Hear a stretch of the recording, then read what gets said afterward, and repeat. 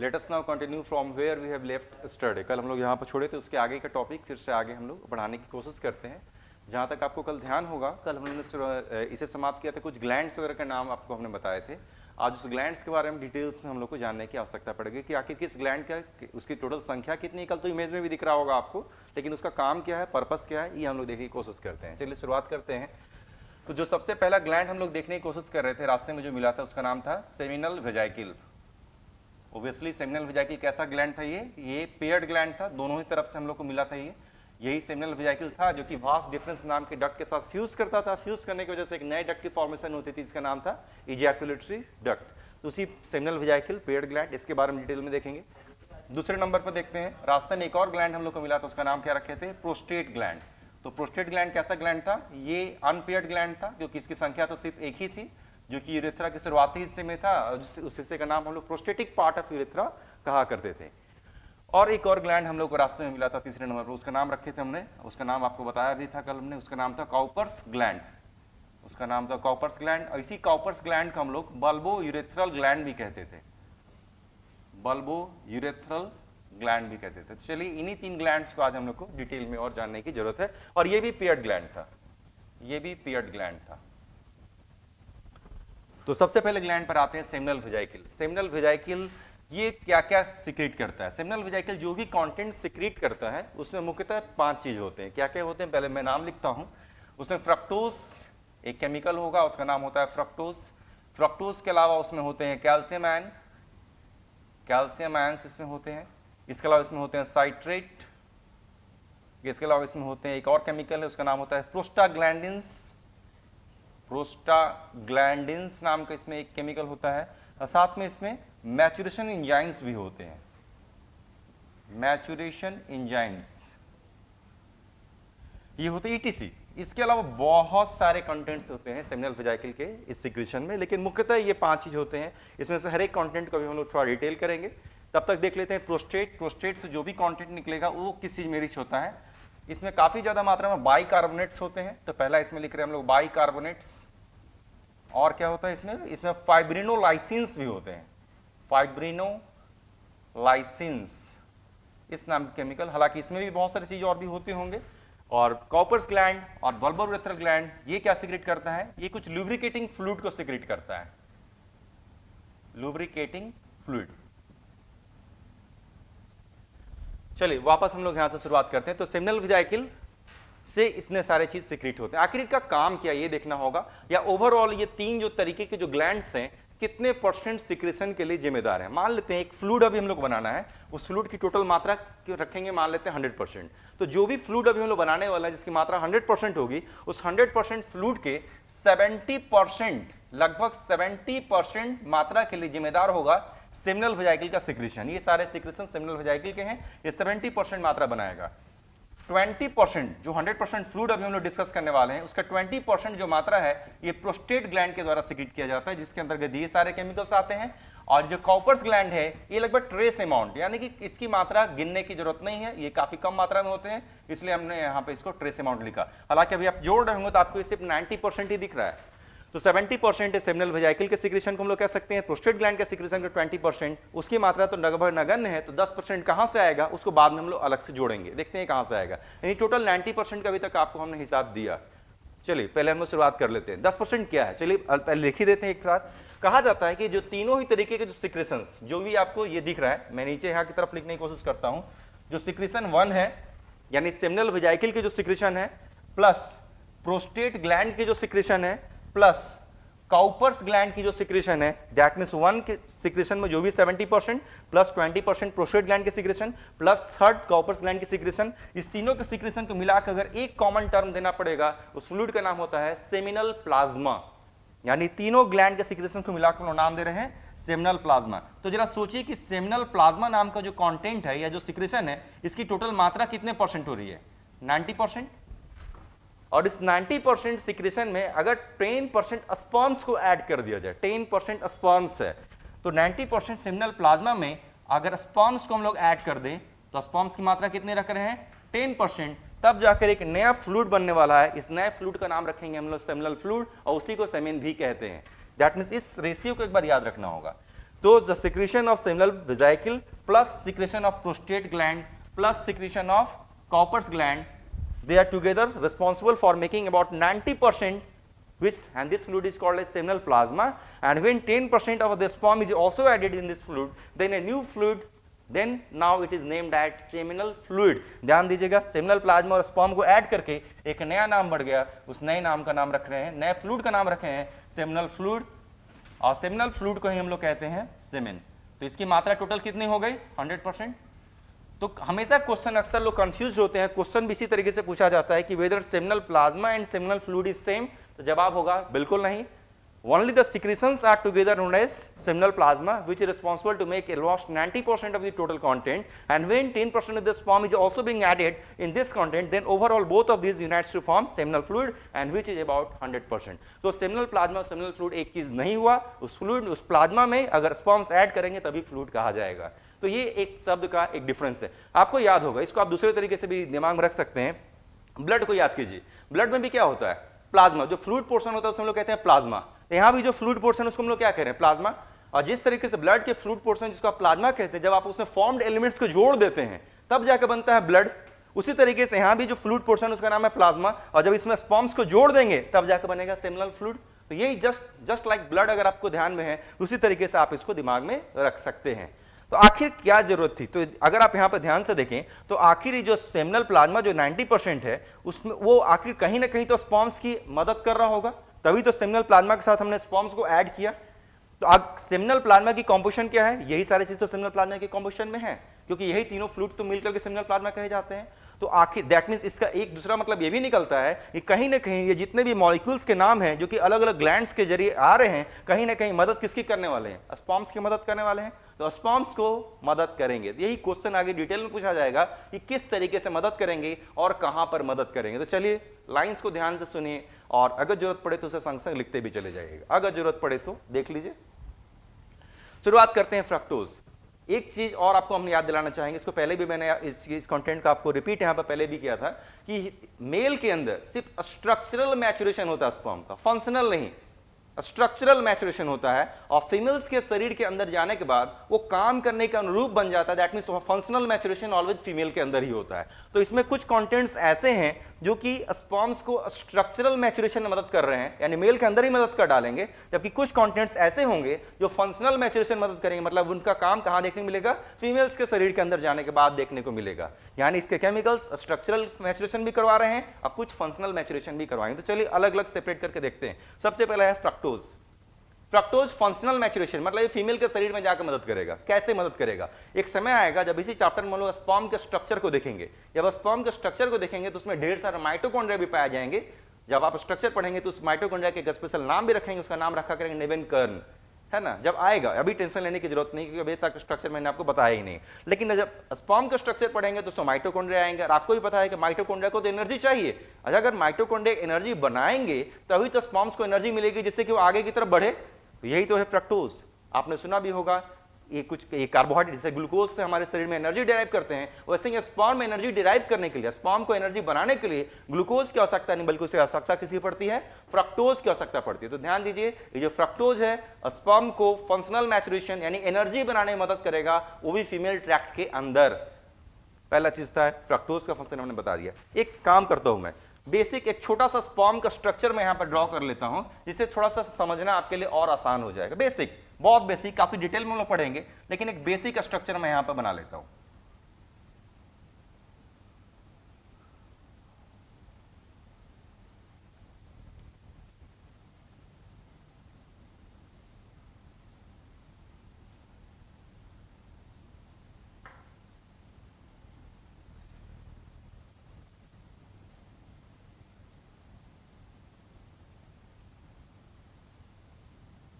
ये देखिए बेसिक एक स्पर्म का स्ट्रक्चर है। हालांकि इसको काफी डिटेल में अभी मैंने बिल्कुल एक रफ स्केच बनाया हुआ है, बहुत डिटेल्स नहीं है, फिर भी यहाँ पर कुछ खास हिस्से हैं, इसे हम लोग एक्रोजोम नाम दिया करेंगे आगे जाकर जब पढ़ेंगे। यहाँ पर देखिए इसका न्यूक्लियस नजर आ रहा है, यहाँ पर कुछ सेंट्रियोल्स नजर आ रहे हैं, यहाँ पे एक पूंछ, एक टेल जैसी स्ट्रक्चर नजर आ रही है। आप चाहें तो उसको फ्लैजेला भी कर सकते हैं, आप चाहें तो उसको एक्जोनिम भी कर सकते हैं। अब बीच में ये देखिए हमने ब्लू कलर से कुछ खास स्ट्रक्चर्स यहाँ पर आपस में रिंग जैसे बनाने की कोशिश की है, यही है इसका माइटोकॉन्ड्रिया, इसको नेवेन कर्न भी कहा जाता है। तो ये एक बेसिक एक स्पर्म का स्ट्रक्चर है। और फीमेल जेनिटल ट्रैक्ट के अंदर ये जो माइटोकॉन्ड्रिया जिसको ब्लू तरीके से हमने यहाँ पर बनाने की कोशिश की, इसका नाम नेबेनकर्न भी है, यही नेबेनकर्न इस फ्रक्टोज का इस्तेमाल करेंगे और एनर्जी बनाएंगे। इसका आंसर मैंने बता दिया, फीमेल में इसका प्रयोग होगा एनर्जी बनाने के लिए। सेकंड आते हैं कैल्शियम आयन, इसका भी प्रयोग फीमेल के शरीर में ही होगा। सपोज कीजिए कैसे, जब स्पर्म्स जब फीमेल के शरीर में जाते हैं, जब स्पर्म्स की एंट्री जब फीमेल के शरीर के अंदर होती है तो स्पर्म्स कुछ इस तरीके से मूव करते हैं। आप मेरे फिंगर्स को अगर आप ध्यान से देखेंगे तो स्पर्म्स कुछ इस तरीके से धीरे धीरे मूव करते हैं। फीमेल के शरीर में जाकर स्पर्म्स कुछ धीरे धीरे इस तरीके से मूव करते हैं। इस तरीके के मूवमेंट को अंड्यूलेटरी मूवमेंट कहते हैं, है ना। स्पर्म्स इस तरीके से मूव करते हैं, इस तरीके के मूवमेंट को अंड्यूलेटरी मूवमेंट कहते हैं, जो कि बहुत धीरे होती है, बहुत धीरे। लेकिन जैसे ही कैल्शियम आयन स्पर्म के अंदर प्रवेश करता है, जैसे ही कैल्शियम आयन स्पर्म के अंदर प्रवेश करता है, उसकी जो स्पीड है, वो जो अंडुलेटरी मूवमेंट इस तरीके से शो कर रहा था, अचानक से चाबुक के समान इस तरीके से आगे बढ़ने लगता है। और इस तरीके के मूवमेंट को हम लोग कहते हैं विप्लैश मूवमेंट। विप्लैश मतलब चाबुक को इंग्लिश में हम लोग विप्लैश कहते हैं, है ना। तो देखिए कैल्शियम का भी फंक्शन मैंने बताया। फीमेल जेनिटल ट्रैक्ट के अंदर कैल्शियम जब इस स्पर्म के अंदर प्रवेश करता है तो उसकी जो मूवमेंट अंडुलेटरी होती है, जो कि धीमे से मूवमेंट है, वो अंडुलेटरी मूवमेंट कन्वर्ट हो जाती है विप्लैश मूवमेंट में, और वो काफी तेजी से आगे की तरफ बढ़ने लगता है। यानी कैल्शियम का भी प्रयोग फीमेल के अंदर ही होगा, मेल के अंदर नहीं हो रहा। तीसरा आते हैं साइट्रेट। साइट्रेट के दो फंक्शन है। पहला, ये साइट्रेट जो है पीएच बैलेंस में मदद करता है, और दूसरा इस स्पर्म के अंदर कितने कैल्शियम की एंट्री होगी, इसको भी साइट्रेट ही कंट्रोल करता है। ये एडवांस साइंस है जो कि आपके लेवल से कहीं ज्यादा हाई है। ऐसा पूछेगा नहीं, लेकिन फिर भी क्योंकि सामने नाम लिखा हुआ दिख रहा है इसलिए मैंने यहां पर जरूर लिख दिया, है ना।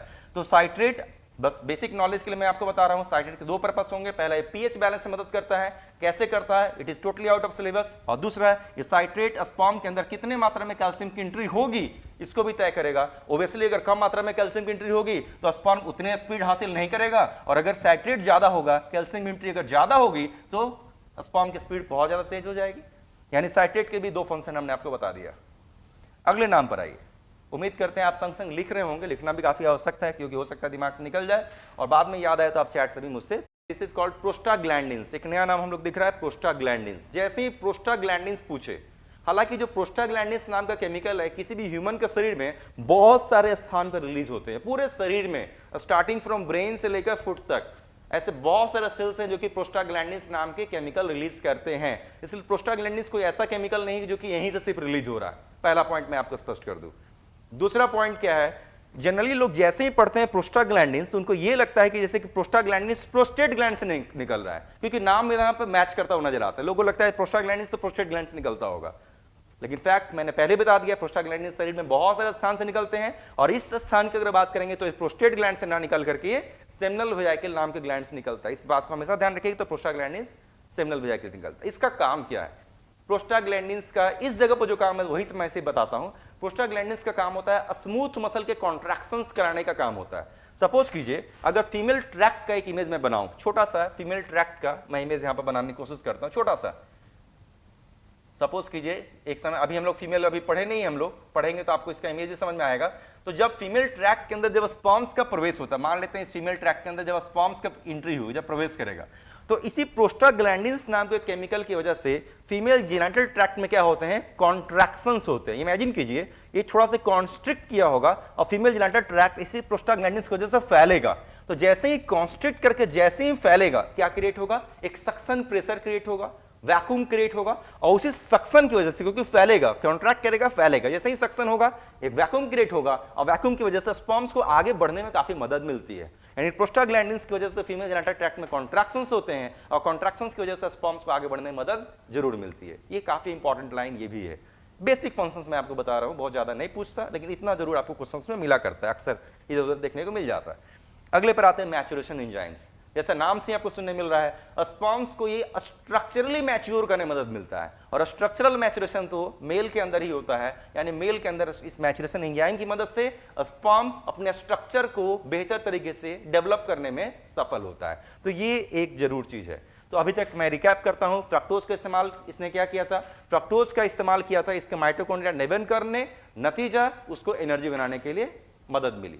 दूसरा calcium ion, calcium ion sperms के अंदर जब प्रवेश करेंगे तो स्पर्म्स की स्पीड बढ़ी थी और वो अंडुलेटरी मूवमेंट व्हिपलैश मूवमेंट में कन्वर्ट हो गई थी। तीसरा साइट्रेट पीएच बैलेंस करने में मदद करता है, और दैट मींस और साथ में स्पर्म के अंदर कितने कैल्शियम की एंट्री होगी इसमें भी मदद काफी ज्यादा यहां पर करता हुआ नजर आता है। अगला अगर देखा जाए प्रोस्टाग्लैंडिन फीमेल जेनिटल ट्रैक्ट में कॉन्ट्रैक्शंस कराने के लिए जाना जाता है जिससे कि स्पर्म आगे बढ़े, और मैच्योरेशन एंजाइम्स स्पर्म्स को स्ट्रक्चरली मैच्योर करने में काफी ज्यादा मदद करता नजर आता है। तो ये कुछ बेसिक फंक्शंस यहाँ पर थे जो कि सेमिनल वेजाइकल के कॉम्पोजिशन में मौजूद हैं। अब आगे आते हैं हम लोग प्रोस्टेट ग्लैंड। ये भी दो इंपॉर्टेंट केमिकल सिक्रीट कर रहा है, एक है बाइकार्बोनेट्स, एक है फाइब्रोनोलाइसिन। इसको काफी कम करके नहीं आंकना चाहिए, काफी इंपॉर्टेंट चीज है।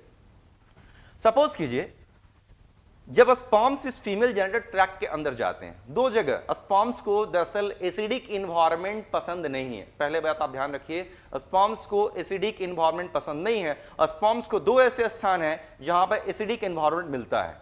पहला मेल यूरेथ्रा में ही एसिडिक इन्वायरमेंट मिलेगा, क्योंकि ह्यूमन का जो यूरिन है वो भी मेल यूरेथ्रा से ही पास आउट होता है, उसका पीएच होता है 6.8, आपने भी सुनकर रखा होगा।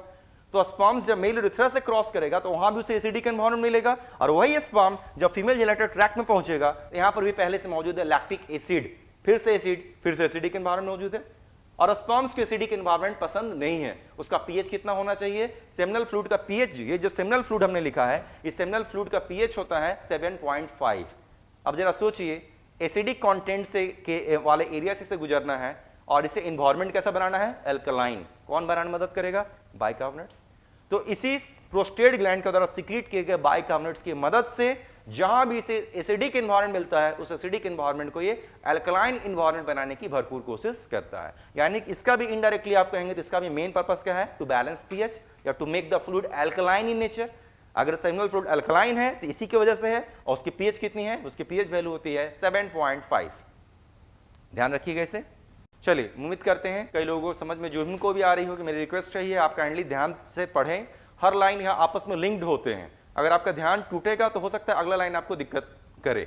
और all lines are interconnected, conceptual portion है, और मेरे ख्याल से हर लाइन्स को मैं यहाँ पर क्लियर बताने की कोशिश भी कर रहा हूँ कि आखिर कोई केमिकल है तो क्यों है और किस जगह पर उसका इस्तेमाल होगा।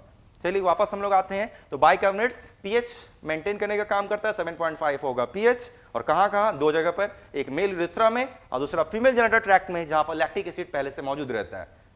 आखिर फीमेल, कई लोगों को ये भी क्वेरी हो रही होगी कि आखिर फीमेल जेनिटल ट्रैक्ट में लैक्टिक एसिड करता क्या, आखिर क्यों रहता है? फीमेल जेनिटल ट्रैक्ट में लैक्टिक एसिड नेचुरली होता है क्योंकि इसे एंटी माइक्रोबियल भी कहा जाता है, जो कि फीमेल जेनिटल ट्रैक्ट के किसी इंफेक्शन से रक्षा करता है। लेकिन यही फीमेल के लिए तो अच्छी बात है, लेकिन जब स्पर्म्स की एंट्री होती है तो उसके लिए एक बुरी बात हो जाती है। लेकिन उस बुरी चीज को कंट्रोल करने के लिए मदद करता है बाइकार्बोनेट्स। तो ये था एक पर्पस यहाँ पर। चलिए आते हैं फाइब्रिनोलाइसिन्स। नाम में ही सारा काम छुपा हुआ है। फाइबर को क्या करेगा? ये तोड़ेगा। लाइसिस मतलब होता है तोड़ना, और फाइब्रिनोलाइसिन यानी फाइब्रिनोलाइसिन कुछ ऐसे केमिकल होते हैं जो कि फाइबर को तोड़ता है। तो मेल का जो सेमिनल फ्लूइड, मेल क्या रिलीज करता है? सेमिनल फ्लूइड नाम का फ्लूइड रिलीज किया। तो मेल का जो सेमिनल फ्लूइड नाम का केमिकल है, ये जो फ्लूइड है ये काफी थिक होता है, काफी गाढ़ा होता है। क्यों गाढ़ा होता है? क्योंकि उसमें कई तरीके के फाइबर्स होते हैं। लेकिन रहा सवाल, जरा इमेजिन कीजिए कि मेल का जो सेमिनल फ्लूइड जो काफी गाढ़ा है, जब वो फीमेल जेनिटल ट्रैक्ट में जाएगा, मान लेते हैं काफी ठीक है, काफी गाढ़ा है, जब ये फीमेल जेनिटल ट्रैक्ट में जाएगा तो क्या इसमें से स्पर्म्स निकल करके आगे बढ़ पाएंगे? जवाब है नहीं। इतना गाढ़ा फ्लूइड है कि स्पर्म तो चिपक कर रह गया उसके अंदर, तो फिर स्पर्म्स आगे बढ़ेगा क्या? लेकिन ऐसी स्थिति में मदद कौन करेगा? फाइब्रिनोलाइसिन। वो क्या करेगा? इस थिक सेमिनल फ्लूइड के अंदर मौजूद जितने भी फाइबर्स हैं उसको क्या करेगा? तोड़ देगा। और जैसे ही फाइबर्स टूटेंगे, ये जो थिक सेमिनल फ्लूइड कन्वर्ट हो जाएगा थिन सेमिनल फ्लूइड में, यानी वो पानी के समान हो जाएगा। और जैसे ही सेमिनल फ्लूइड थिन होगा, स्पर्म्स को मौका मिला और स्पर्म्स आगे बढ़ने की बिल्कुल शुरुआत कर देते हैं। तो देखिए इसका भी पर्पस मैंने पूरा कर दिया। तो फाइब्रिनोलाइसिन का प्रयोग कहां पर होगा? इसका भी प्रयोग होगा फीमेल जेनिटल ट्रैक्ट में ही मुख्यतः प्रयोग किया जाएगा, जहां थिक फाइबर्स को, जहां फाइबर्स को तोड़ करके थिक फ्लूइड को थिन फ्लूइड में कन्वर्ट करने की कोशिश की जाएगी, जिससे स्पर्म्स आगे की तरफ बढ़े। लगभग हमने सेमिनल वेजाइकल से निकलने वाले सारे कंटेंट्स को डिस्कस किया, प्रोस्टेट से निकलने वाले कंटेंट्स को डिस्कस किया। अब बच गया कॉपर्स ग्लैंड या बल्बोरेथ्रल ग्लैंड। काफी कम मात्रा में ही सही, लेकिन इसमें से लुब्रिकेटिंग फ्लूइड निकलते हैं। ओब्वियसली लुब्रिकेशन, क्योंकि मेल और फीमेल के बीच में जो सेक्सुअल इंटरैक्शंस होते हैं, इसमें कुछ हद तक lubricating mucus like materials, mucus like chemicals देखने को मिलते हैं, और इसी म्यूकस लाइक केमिकल्स को हम लोग यहाँ से निकलते हुए देखने को मिलता है। तो इसका कोई पर्पस कुछ खास नहीं, बस यही है, कह सकते हैं एक लुब्रिकेटिंग एजेंट है, म्यूकस लाइक फ्लूइड है, और इसकी मात्रा काफी कम होती है, ट्रेस अमाउंट। बट लास्टली इस पॉइंट को हमेशा ध्यान रखिएगा, the secretion of seminal vesicle plus the secretion of prostate gland plus the secretion of Cowper's gland, they are together known as seminal plasma. और इस 90% सेमिनल प्लाज्मा में जब 10% sperms को ऐड कर देंगे, तब जाके एक नया नाम पड़ता है सेमिनल फ्लूइड। और सेमिनल फ्लूइड को ही आम बोलचाल की भाषा में लोग सेमेन कहते हैं, जिसका पीएच होता है 7.5। ये एक जिस्ट्रा, और इस जगह पर हम लोगों ने मेल रिप्रोडक्टिव ऑर्गन के स्ट्रक्चर के हिसाब से उसको हमने खत्म किया। एनसीईआरटी के हिसाब से हम लोग फॉलो कर रहे हैं। एनसीईआरटी में पहले मेल रिप्रोडक्टिव ऑर्गन को डिस्कस किया है और अब फीमेल रिप्रोडक्टिव ऑर्गन की तरफ हम लोग आगे बढ़ रहे हैं। स्ट्रक्चर जिस सीक्वेंस में एनसीईआरटी उसी सीक्वेंस में हम लोग आगे बढ़ेंगे। तो चलिए, मेरे ख्याल से काफी है। आपके पास कुछ क्वेरी है, कुछ क्वेश्चन है तो आप यहाँ पे मुझसे फिलहाल पूछ सकते हैं, मैं एक बार देख रहा हूँ। बिल्कुल, साइट्रेट के बारे में शायद क्वेश्चन रहा होगा। तो साइट्रेट यही काम करता है, पहला साइट्रेट ये पीएच बैलेंस करता है, दूसरा स्पॉन्ज के अंदर कितने कैल्शियम की एंट्री होगी इसको भी तय करता है। हालांकि साइट्रेट एक और काम भी करता है, हाईएस्ट लेवल ऑफ थ्योरी है जो कि आपके सिलेबस के लिए कहते हैं, जैसे मेडिकल साइंस की तरह बढ़ जाता है। साइट्रेट बहुत हद तक, देखिए सिंपल आपने सुना भी होगा, इम्यूनिटी, इम्यून सिस्टम, हमारा जो शरीर होता है बाहर से आने वाले किसी भी चीज को एक्सेप्ट नहीं करना चाहता है ना। जरा सोचिए कि फीमेल ट्रैक्ट के अंदर मेल का फ्लूइड जाता है, तो क्या ये बाहरी चीज नहीं है? बिल्कुल बाहरी चीज है। तो फीमेल जेनिटल ट्रैक्ट जरूर इस बाहरी फ्लूइड को रिजेक्ट करने की कोशिश करता है। वैसे स्थिति में ये जो साइट्रेट नाम का केमिकल है, फीमेल के इस एरिया की इम्यून सिस्टम को थोड़ा कमाने की भी कोशिश करता है, जिससे कि स्पर्म्स की रिजेक्शन ना हो।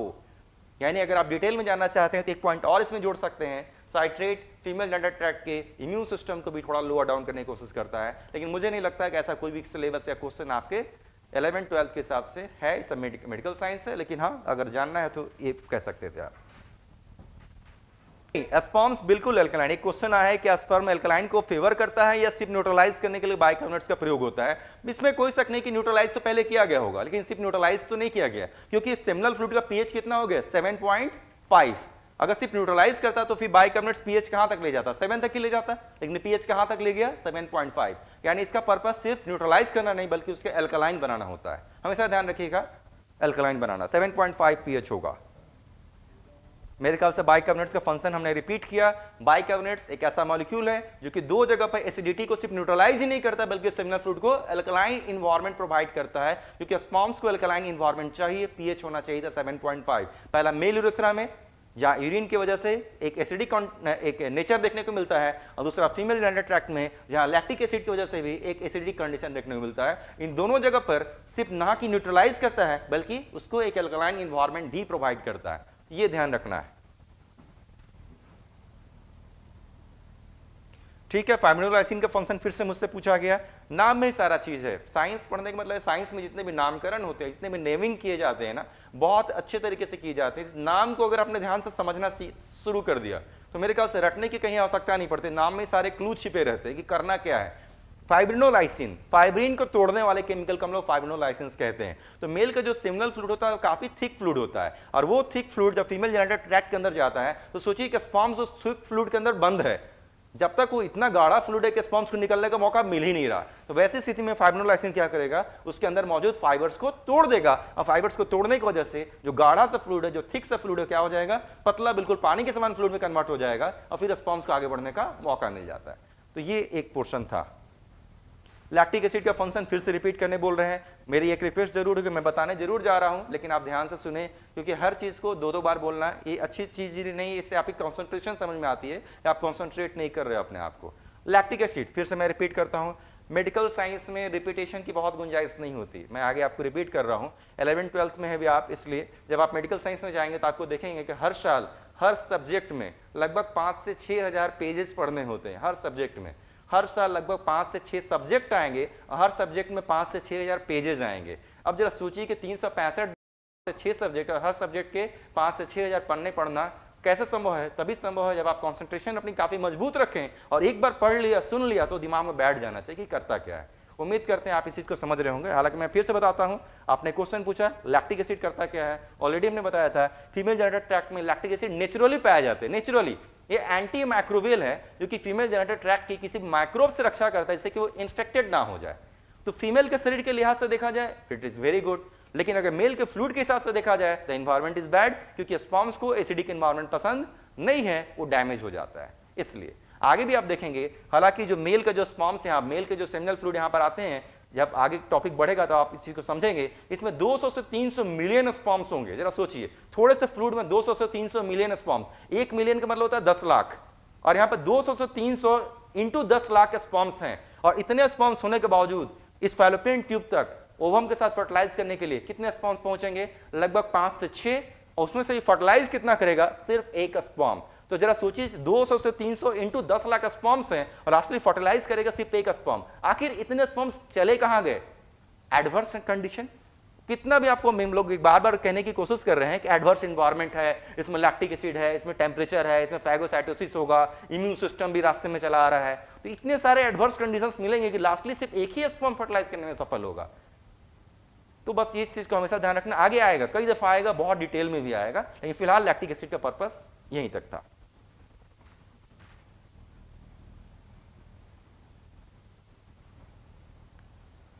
कल के सिलेबस का अगर आपको कुछ क्वेरी है कि transverse section of male external genitalia, तो आप उसको अलग से मेरे चैट पर भेज सकते हैं, व्हाट्सएप पर भेज सकते हैं, वहां पर मैं इसे सॉर्ट आउट कर दूंगा। That is much better. अभी यहाँ के कंटेंट्स अगर आप पूछे तो ज्यादा बेहतर, इसको हम लोग फिर आगे बढ़ाते हैं। लैक्टिक एसिड तो ऐसे तो देखा जाए तो शरीर में ऐसे बहुत जगह मौजूद रहता है। आपने क्वेश्चन पूछा क्या मेल में भी लैक्टिक एसिड रहता है? हाँ, मेल में भी बहुत सारे सिक्रेशंस में लैक्टिक एसिड मौजूद रहते हैं, लेकिन मेल के इस फ्लूइड में कम से कम लैक्टिक एसिड तो नहीं होते। हाँ, ये क्वेश्चन बहुत अच्छा है कि फ्रक्टोज और कैल्शियम आयंस फीमेल्स में जाने के बाद ही क्यों एक्टिवेट होते हैं। ये एक बहुत बड़ा एक टर्म है, इसके पीछे काफी ज्यादा यहाँ पर साइंस यहाँ पर छुपा हुआ है, मेडिकल साइंस से जुड़ा हुआ क्वेश्चन है। आपने क्वेश्चन बहुत अच्छा एज्यूम किया कि आखिर जब ये सारे जो फ्रक्टोज हैं, ये जो कैल्शियम्स हैं, अगर ये सारे सेक्रेशंस अगर मेल के अंदर ही रिलीज हो गए थे और अगर सेमिनल प्लाज्मा में थे और स्पर्म्स भी यहीं पर था जो कि मेल के अंदर था, तो आखिर ये फीमेल्स के अंदर जाने पर ही क्यों एक्टिवेट होते हैं। ये एक मेडिकल साइंस का टॉपिक है, मुझे नहीं लगता कि यहाँ डिस्कस करना उचित होगा, बहुत लेंदी सिलेबस हो जाएगा, उसकी आवश्यकता नहीं है। लेकिन फिर भी हो तो मेरे व्हाट्सएप पर आप भेजें, मैं उसको जरूर आपको समझाने की कोशिश करूंगा। चलिए इसको आगे बढ़ाता हूं।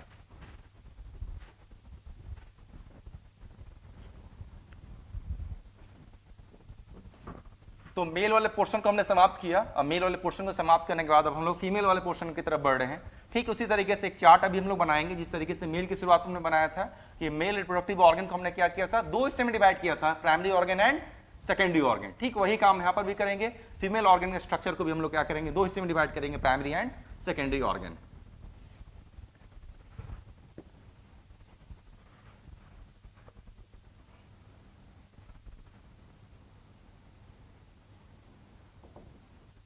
फीमेल रिप्रोडक्टिव सिस्टम, इसको हम लोग दो हिस्से में डिवाइड कर रहे हैं।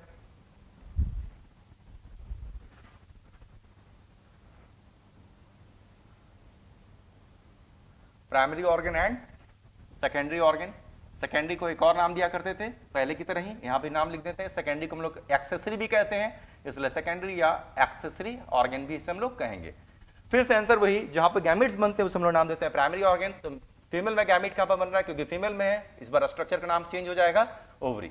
तो फीमेल में ओवरी को प्राइमरी ऑर्गन कहते हैं जहां पर गैमेट बनते हैं। लेकिन सेकेंडरी या एक्सेसरी ऑर्गन को ठीक उसी तरीके से हम लोग क्या करेंगे, टोटल तीन हिस्से में यहां पर डिवाइड करेंगे। इसमें कुछ डक्ट्स भी आएंगे, कुछ ग्लैंड्स भी आएंगे और एक्सटर्नल जेनेटिलिया भी आएगा। तो लिख देते हैं यहां पर, इसमें कुछ सेकेंडरी डक्ट्स आएंगे, इसमें कुछ सेकेंडरी ग्लैंड्स भी आएंगे और इसमें एक्सटर्नल जेनेटिलिया भी आएगा। फीमेल में एक्सटर्नल जेनेटिलिया को वल्वा, जैसे मेल में एक्सटर्नल जेनेटिलिया को पेनिस कहा जाता है, वैसे ही फीमेल में एक्सटर्नल जेनेटिलिया को वल्वा भी कहते हैं। तो चलिए कुछ नाम यहां पर लिखने से पहले एक बेसिक स्ट्रक्चर, इन स्ट्रक्चर्स को हम लोग को काफी डिटेल में पढ़ना है। एक बेसिक स्ट्रक्चर इस साइड में यहां पर ड्रॉ कर लेते हैं, जिससे आपको यह समझ में आए कि डक्ट में क्या क्या नाम लिखना है और ग्लैंड्स में क्या क्या नाम लिखना है। हालांकि डिटेल तो हम लोग चलेंगे। सपोज कीजिए हमने क्या, चलिए पहले एक स्ट्रक्चर बना लेते हैं, छोटा सा स्ट्रक्चर मैं बना रहा हूं, जिससे कि नाम यहां लिखने में आपको काफी आसानी समझ में आए कि ऐसा नाम क्यों लिखा जा रहा है। यहां पर देखिए लगभग स्ट्रक्चर्स हम लोगों ने यहां पर पूरा कर लिया है, लगभग हमने पूरा कर लिया है। ओवरी ऑलरेडी इसको हमने प्राइमरी ऑर्गन यहां पर लिखी थी, दोनों तरफ ओवरी दिख रहा है, इसको हमने प्राइमरी ऑर्गन में लिख लिया है, खत्म हो गया। अब हमें यहां पर क्या क्या डक्ट दिख रहे हैं, डक्ट्स में क्या क्या नाम लिख सकते हैं। सबसे पहला डक्ट हमें क्या दिख रहा है, इतने दूर के स्ट्रक्चर को अगर आप देखें, इतने दूर के स्ट्रक्चर को हम लोग नाम देते हैं फैलोपियन ट्यूब, इसी को हम लोग कहते हैं ओविडक्ट, एक डक्ट ही है। तो पहला नाम देखिए हमें मिल गया, पहला हम लोग पढ़ेंगे आगे जाकर फैलोपियन ट्यूब पढ़ेंगे, एंड फैलोपियन ट्यूब को हम लोग ओविडक्ट भी कहते हैं, ओविडक्ट भी कहते हैं। इसी को सैल्पिंग्स भी कहा जाता है, सैल्पिंग्स, SALPINX, सैल्पिंग्स भी कहते हैं। देखिए पहला डक्ट हमें मिला फैलोपियन ट्यूब, इसी को ओविडक्ट भी कहते हैं, इसी को हम लोग सैल्पिंग्स भी कहते हैं, है ना। चलिए दूसरा स्ट्रक्चर क्या दिख रहा है हम लोग को, अगर आप ध्यान से देखें इतने दूर का पूरा स्ट्रक्चर, यहां से लेकर इतने दूर का जो पूरा स्ट्रक्चर है, ये पूरा का पूरा यूट्रस है। ये पूरा का पूरा यूट्रस है। लेकिन आज शुरुआत करते हैं हम लोग। तो पूरा का पूरा यूट्रस क्या है? यूट्रस भी एक ट्यूब ही है। इतने दूर का जो स्ट्रक्चर दिख रहा है ये भी एक ट्यूब लाइक स्ट्रक्चर ही है। लेकिन इस ट्यूब लाइक स्ट्रक्चर के ऊपर के थोड़े दूर पोर्शन को हम लोग फंडस नाम देंगे, बीच के स्ट्रक्चर को हम लोग बॉडी नाम देंगे, और नीचे के इतने दूर के स्ट्रक्चर को हम लोग क्या नाम देंगे? इसे हम लोग सर्विक्स नाम देंगे। तो चाहे तो यहाँ पर सेकंड, ये पूरा पूरा स्ट्रक्चर भी क्या है? It is also like a tube. तो चाहे तो सीधा यूट्रस लिख सकते हैं, या चाहे तो इसको हम लोग फंडस, बॉडी और सर्विक्स अलग अलग भी लिख सकते हैं। चलिए मैं एक ही साथ यूट्रस ही लिख देता हूँ, फिलहाल काम चलता है। तो देखिए सेकंड डक्ट जो हम लोग रास्ते में मिल रहा है उसका नाम होगा यूट्रस। यूट्रस को और क्या नाम देते हैं? यूट्रस को इंग्लिश में अगर कहा जाए तो वोम भी कहते हैं, और इसी को हम लोग हिस्टेरा भी नाम देते हैं, हिस्टेरा। और तीसरा कौन सा डक्ट दिख रहा है? सबसे नीचे की तरफ एक और डक्ट यहाँ पर नजर आता है, this is called as vaginal canal. एक और डक्ट यहाँ पे दिख रहा है। तो देखिए इस पूरे फीमेल डक्ट में सेकेंडरी डक्ट्स की टोटल संख्या कितनी या नाम कितने हो गए? 3 तरीके के हो गए। इतने दूर के ट्यूब को हम लोग फैलोपियन ट्यूब या ओविडक्ट नाम दिया करेंगे, बीच के हिस्से को हम लोग यूट्रस या हिस्टेरा या वुम नाम दिया करेंगे, और नीचे के छोटे से डक्ट को हम लोग वजाइनल कैनाल नाम दिया करेंगे। कुछ नाम है यहाँ पे इंपॉर्टेंस समझ लेना होगा। चलिए बाद में जहां जरूरत होगी तब आपको इंपॉर्टेंस बताएंगे, अभी फिलहाल बढ़ाने से काफी क्लटर हो जाएगा, काफी बढ़ जाएगा। कुछ ग्लैंड्स के बारे में आते हैं। हालांकि इस इमेज में आपको कोई ग्लैंड नजर नहीं आ रहा, लेकिन एक समय ऐसा आएगा जब फीमेल के एक्सटर्नल जेनेटिलिया को हम लोग पढ़ेंगे तो इस जगह पर जहां पर वजाइनल कैनाल है इसके बगल में ग्लैंड दिखा करेगा, है ना। अब इस व्यू में नहीं दिख रहा, जिस व्यू को भी हम लोगों ने इस तरीके से सेक्शन लिया है इस व्यू में हमें वो ग्लैंड नजर नहीं आ रहा। लेकिन अगर जिस समय आगे जाकर हम लोग इस तरीके से क्रॉस सेक्शन भी लेंगे, व्यू लेंगे, तब आपको जाकर कुछ ग्लैंड्स यहाँ पर साइड में नजर आया करेंगे। इस ग्लैंड के नाम रखेंगे हम लोग बार्थोलिन्स ग्लैंड। तो पहले तो नाम लिख देते हैं, लिखते हैं इसका। तो जो ग्लैंड रास्ते में आएगा उसका नाम रखेंगे बार्थोलिन्स ग्लैंड, और इसी बार्थोलिन्स ग्लैंड को बल्बो वेस्टिबुलर ग्लैंड भी कहते हैं। इसी को बल्बो वेस्टिबुलर ग्लैंड भी कहते हैं। अगर आप ध्यान देख रहे होंगे तो मेल में भी इसी के समतुल्य एक और ग्लैंड, तो उसका नाम रखते थे काउपर्स ग्लैंड। अभी जस्ट हम लोग पढ़ते हुए आए हैं, क्वेश्चन अक्सर पूछा भी जाता है कि मेल में जो काउपर्स ग्लैंड है, ध्यान दीजिएगा, मेल में काउपर्स ग्लैंड को हम लोग बल्बो यूरेथ्रल ग्लैंड कहते थे, है ना। और यहां बस उसी के समतुल्य ग्लैंड है, लेकिन नाम क्या है? Bartholin's gland. और वहां पर बल्बो यूरेथ्रल कहते थे, यहां पर उसे बल्बो वेस्टिबुलर ग्लैंड कहते हैं। तो अक्सर क्वेश्चन पूछा जाता है कि दोनों एक समान मिलता जुलता ग्लैंड कौन है, तो वहां तक काउपर्स से बल्बो यूरेथ्रल, यहां पर बार्थोलिन्स या बल्बो वेस्टिबुलर ग्लैंड। संग संग आते हैं मैमरी ग्लैंड्स। हालांकि मेल में भी मैमरी ग्लैंड्स हैं, लेकिन मेल में जो मैमरी ग्लैंड्स है एग्जैक्टली कहा जाता है वेस्टिजियल ही है, क्योंकि फीमेल में मैमरी ग्लैंड्स फंक्शनल हैं। तो बिल्कुल मैमरी ग्लैंड्स को शामिल यहां पर किया जाता है। तो एक और ग्लैंड का नाम लिख सकते हैं मैमरी ग्लैंड्स। ऐसा नहीं कि ग्लैंड्स और नहीं है, इसके अलावा चाहे तो इसके आगे हम लोग पारायूरेथ्रल ग्लैंड करके आते हैं, स्किन्स ग्लैंड आते हैं, उसको भी इंक्लूड कर सकते हैं, लेकिन एग्जैक्टली वो रिप्रोडक्टिव सिस्टम का हिस्सा नहीं है, इसलिए बेवजह उसको शामिल करके इसको क्लटर नहीं करना चाहिए। इसलिए अननेसेसरी नाम को यहाँ पर हम छोड़ने की कोशिश कर रहे हैं। तो अभी तक का जिस्ट यही हुआ। फीमेल ऑर्गन को भी हमने 2 हिस्से में डिवाइड किया, प्राइमरी जहां गैमेट बनते हैं, बाकी सबको कह दिया सेकेंडरी। लेकिन सेकेंडरी 3 तरीके के थे, इसमें रास्ते में कुछ डक्ट दिखे, नाम ऑलरेडी लिखा हुआ है, रास्ते में कुछ ग्लैंड भी मिलेंगे, ऑलरेडी 2 नाम लिखा हुआ है, और जितने भी नाम यहाँ लिखे हैं सबको हम लोग डिटेल में, काफी डिटेल में पढ़ने वाले हैं, और लास्ट एक्सटर्नल जेनेटिलिया या बल्बा भी मिलेगा। तो चलिए सबसे पहला नाम हमें क्या दिख रहा है? ओवरी। यहीं से शुरुआत करना चाहिए, या इसके भी पहले हम लोग को क्या करना चाहिए? पोजीशन देख लेना चाहिए। आखिर फीमेल के जो ऑर्गन है, जो स्ट्रक्चर्स हैं, ये मौजूद कहां पर हैं? स्ट्रक्चर कल भी देखिए मेल में भी हमने क्या कहा था कि मेल में जो प्राइमरी ऑर्गन था टेस्टिस, हालांकि वो पेल्विस, जिसको हम लोअर एब्डोमेन या पेल्विस कहते हैं, लोअर एब्डोमेन या पेल्विस के नीचे एक थैली में मौजूद था, उसका नाम था स्क्रोटम। लेकिन मेल में तो प्राइमरी ऑर्गन ना सिर्फ बाहर था, बाकी सारे स्ट्रक्चर तो अंदर ही थे। जरा सोचिए कि मेल के बाकी सारे स्ट्रक्चर्स कहां मौजूद थे? आगे की तरफ होता था यूरिनरी ब्लैडर, बीच में पीछे की तरफ होते थे रेक्टम, और आगे के यूरिनरी ब्लैडर और पीछे के रेक्टम के बीच के जो स्पेस है, इसी में मेल के सारे स्ट्रक्चर्स देखने को मिल गए थे। ठीक वही हालचाल यहां पर भी है। फीमेल के सारे स्ट्रक्चर्स कहां में मौजूद हैं? ये भी तो इसी लोअर एब्डोमेन यानी पेल्विस में मौजूद है। यानी आगे की तरफ होगा ब्लैडर, पीछे की तरफ होगा रेक्टम या एनस, और दोनों के बीच में इस स्पेस में, आगे ब्लैडर पीछे रेक्टम, दोनों के बीच के इसी स्पेस में ये सारे स्ट्रक्चर्स मौजूद हैं। तो चलिए इन्हीं स्ट्रक्चर्स को पहले डिटेल में बनाते हैं और फिर देखते हैं क्या इनको किसी सपोर्ट की जरूरत है। मुझे लगता है, जरा सोचिए, आगे ब्लैडर है, पीछे रेक्टम है, बीच में सारे स्ट्रक्चर्स हैं। अगर इसे अपने जगह से पकड़ के नहीं रखा जाएगा तो क्या ये मूव नहीं करने लगेगा? बिल्कुल मूव करेगा, ऊपर हो सकता है, नीचे हो सकता है, अगल बगल हो सकता है। दैट मीन्स सारे स्ट्रक्चर्स को हम लोग क्या प्रोवाइड करते हैं? कुछ सपोर्ट प्रोवाइड करते हैं। तो एनसीईआरटी में सपोर्ट्स को लेकर 1 या 2 लाइन मुझे जहां तक ध्यान है लिखा हुआ है कि they are being supported by some structures. तो ये supported by some structures exactly क्या है उसे मैं यहां पर थोड़ा सा इलैबोरेट कर देता हूं। कोई क्वेरी हो तो आप फिलहाल पूछ सकते हैं, शायद नहीं अभी तक।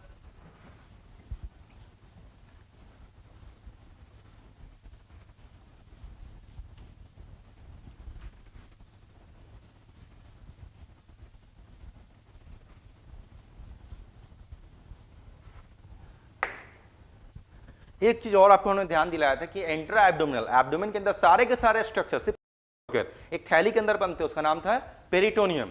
पेरिटोनियम, और उसके अंदर के स्पेस को हम लोग नाम दिया करते थे सिलोम। यानी कि फीमेल के सारे स्ट्रक्चर्स भी यहीं पर है। चलिए बनाने की कोशिश करते हैं, बड़ा सा एक बना लेते हैं। मान लेते हैं यही वो पेरिटोनियम है। इसमें क्या नजर आते थे? फोल्ड्स, है ना। इसमें कुछ इस तरीके के फोल्ड्स हम लोग को नजर आते थे।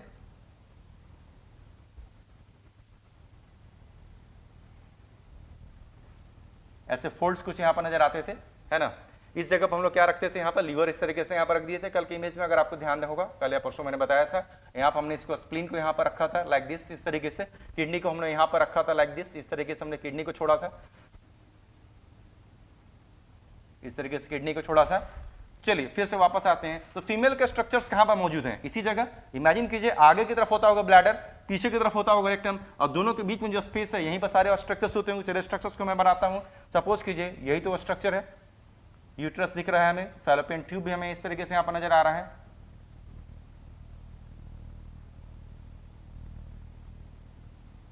इस तरीके से हमें कुछ स्ट्रक्चर्स नजर आ रहे हैं, ओवरी भी नजर आ रहे हैं। अब कुछ सपोर्ट्स के नाम पर आते हैं, है ना। क्या क्या सपोर्ट्स हैं चलिए देखते हैं। रेड कलर का मैं इस्तेमाल करता हूं।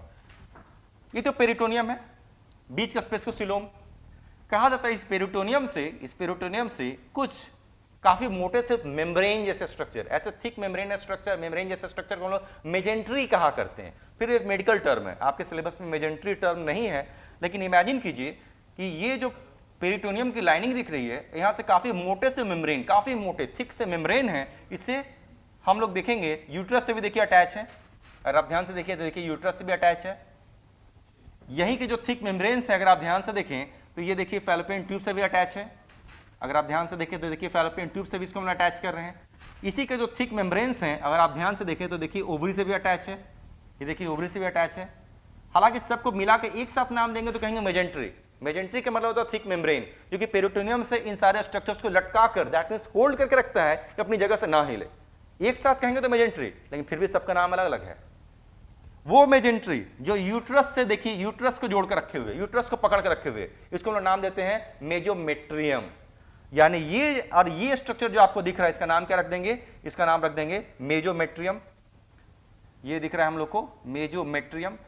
तो सिंपल मेजोमेट्रियम क्या है? मेजोमेट्रियम भी मेजेंट्री ही है। मेजेंट्री मतलब काफी मोटे से मेम्ब्रेनस फोल्ड है जो कि पेरिटोनियम को यूट्रस से जोड़ करके रखते हैं, चिपका करके रखते हैं कि हिले नहीं। उसी तरीके से वो मेजेंट्री जो कि पेरिटोनियम को फैलोपियन ट्यूब से जोड़ता है, इसे हम लोग नाम देते हैं मेजोसैल्पिंग्स। तो ये भी मेजोसैल्पिंग्स है, ये भी मेजोसैल्पिंग्स ही है, इधर भी मेजोसैल्पिंग्स लिख सकते हैं। मेजोसैल्पिंग्स क्यों? क्योंकि ध्यान दीजिए फैलोपियन ट्यूब को हम लोग सैल्पिंग्स भी कहते थे, इसलिए इसका नाम मेजोसैल्पिंग्स है। तो इधर भी मेजोसैल्पिंग्स लिख सकते हैं हम लोग। उसी तरीके से देखिए ये भी मेजेंट्री है, पेरिटोनियम से ओवरी को जोड़ता है, क्योंकि पेरिटोनियम से मेजेंट्री है, ओवरी को जोड़ता है, इसलिए इसका नाम होगा मेजोवेरियन। ओवरी को जोड़ता है इसलिए इधर हम लोग लिख सकते हैं मेजोवेरियन। इसका भी नाम लिख सकते हैं हम लोग मेजोवेरियन।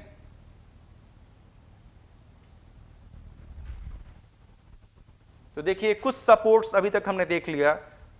मेजेंट्री है, मोटे से मेम्ब्रेन्स हैं, जिसने यूट्रस को भी लटका कर रखा हुआ है। तो ये वो मेजेंट्री है जिसने यूट्रस को भी अपनी जगह पर लटका कर रखा हुआ है, इसने ओवरी को भी अपने पास से पकड़ कर रखा हुआ है और फैलोपियन ट्यूब को भी पकड़ कर रखा हुआ है। लेकिन अगर आप इस इमेज को ध्यान से देखें, अभी भी कुछ सपोर्ट्स की जरूरत है। क्या ऐसा नहीं लग रहा है कि फैलोपियन ट्यूब और ओवरी एक दूसरे से अलग हैं? साफ दिख रहा है फैलोपियन ट्यूब ओवरी एक दूसरे से अलग दिख रहे हैं एक नजर से। और अगर आप देखें तो ओवरी या यूट्रस भी एक दूसरे से सेपरेट दिख रहा है। अगर ऐसा ही इमेज अगर छोड़ दिया जाए तो क्या ओवरी यहां से अलग नहीं हट सकता? यानी कुछ तो ऐसा स्ट्रक्चर होता होगा जो फैलोपियन ट्यूब के पास में ओवरी को पकड़ कर रखता होगा, या यूट्रस के पास में भी ओवरी को पकड़ कर रखता होगा। यानी कुछ नए स्ट्रक्चर्स बनाने की कोशिश कर रहे हैं। फिर से रेड का इस्तेमाल करते हैं। तो ओवरी को फैलोपियन ट्यूब से जोड़ने के लिए काफी मोटा सा लिगामेंट है, इसका नाम रखते हैं ब्रॉड लिगामेंट। ब्रोड, ब्रोड मतलब क्या होता है? चौड़ा, काफी चौड़ा सा लिगामेंट है, इसलिए इसका नाम ब्रोड लिगामेंट। मेरे पास यहाँ जगह की कमी है इसलिए मैं यहां पर लिख देता हूं, इसका नाम होगा ब्रोड लिगामेंट, ब्रोड लिगामेंट। और उसी ओवरी को यूट्रस से जोड़ने के लिए कुछ और लिगामेंट है, इसको हम लोग नाम देते हैं ओवेरियन लिगामेंट। तो एक और लिगामेंट हमें दिख रहा है, इसका नाम है ओवेरियन लिगामेंट। तो ये देखिए कुछ हद तक डाटा हमारे पास अब क्लियर हो गए, और इस तरीके से हमने इन सारे स्ट्रक्चर्स को क्या प्रोवाइड किया? सपोर्ट। इधर भी मुझे बना देना चाहिए। तो ओवरी को यूट्रस से जोड़ने वाले लिगामेंट्स को हम लोग नाम देते हैं ओवेरियन लिगामेंट, और इसी ओवरी को इस फैलोपियन ट्यूब से जोड़ने वाले लिगामेंट को जो काफी चौड़ा सा होता है, इसका नाम रखते हैं हम लोग ब्रॉड लिगामेंट। और इन सारे स्ट्रक्चर्स की वजह से जितने भी फीमेल के इंटरनल स्ट्रक्चर्स हैं अपने स्थान पर फिक्स हैं in between urinary bladder and rectum. कुछ क्वेरी हो तो जरूर पूछिएगा, आगे बढ़ते हैं। कई लोगों ने फिर से क्वेश्चन यहां पर कुछ अजीब सा पूछा, अजीब नहीं है, आगे का क्वेश्चन है। आपने क्वेश्चन पूछा कि लेबिया माइनोरा, लेबिया मेजोरा वगैरह ये सब क्या होते हैं। सवाल उठता है अभी फीमेल एक्सटर्नल जेनेटेलिया जिसको वल्वा कहते हैं उसको मैंने पढ़ाने की शुरुआत की ही नहीं, वो आज के क्लास में शुरू हो भी नहीं पाएगा, वक्त भी नहीं है वहां तक पहुंचने का। लेकिन जब वो आप पढ़ेंगे तो आपको खुद दिखेगा कि लेबिया माइनोरा, लेबिया मेजोरा और मॉन्स प्यूबिस, क्लैटोरिस वगैरह क्या होते हैं। लेकिन आज के जो अभी पढ़ रहे हैं उसी सीक्वेंस में चलें तो ज्यादा अच्छा। आगे बढ़ते हैं फिर।